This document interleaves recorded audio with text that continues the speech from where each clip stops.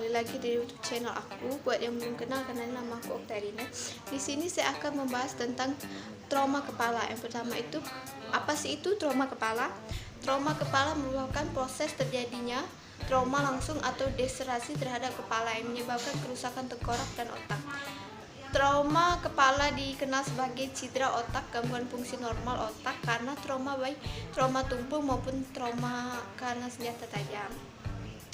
Selanjutnya itu ada klasifikasi cedera kepala.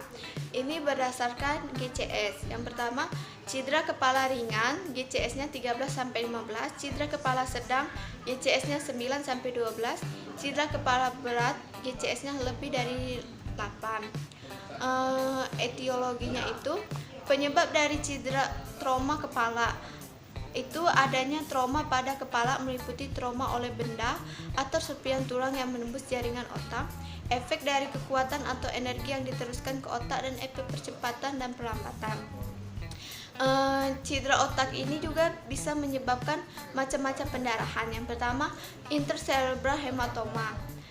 Pada saat ini pendarahan yang terjadi pada jaringan otak biasanya akibat sobekan pembuluh darah yang ada dalam jaringan otak. Kedua, subdural hematoma. Pada saat ini terkumpulnya darah antara 2 meter dan jaringan otak dapat terjadi akut atau kronis.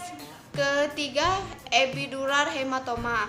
Pada saat ini hematoma yang terletak antara 2 meter dan tulang biasanya sumber pendarahan adalah sobeknya arteri meningitia media, vena emissoris, dan sinus venous duralis. Secara klinis ditandai dengan penurunan kesadaran yang disertai dengan lateralisasi. Selanjutnya, patofisiologis. Pada patofisiologis ini di prosesnya itu terbagi menjadi primer dan sekunder. Pada proses primer timbul langsung pada saat trauma terjadi. Biasanya vokal, pendarahan, kontusi, dan difus, jejas, dan difusus pada awal yang diakibatkan oleh benturan mekanisme pada kepala. Derajat kerusakan tergantung pada kuat dan arah benturan, kondisi kepala yang bergerak diam, percepatan dan perlambatan gerak kepala. Yang kedua itu proses sekunder. Pada proses ini kerusakan yang timbul beberapa waktu setelah trauma menyusul kerusakan primer.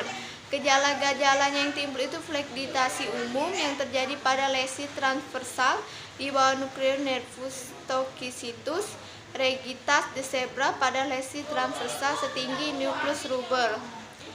Selanjutnya tanda dan gejalanya itu ada pada kontusio, segera terjadi kehilangan kesadaran. Kedua, pola pernapasan.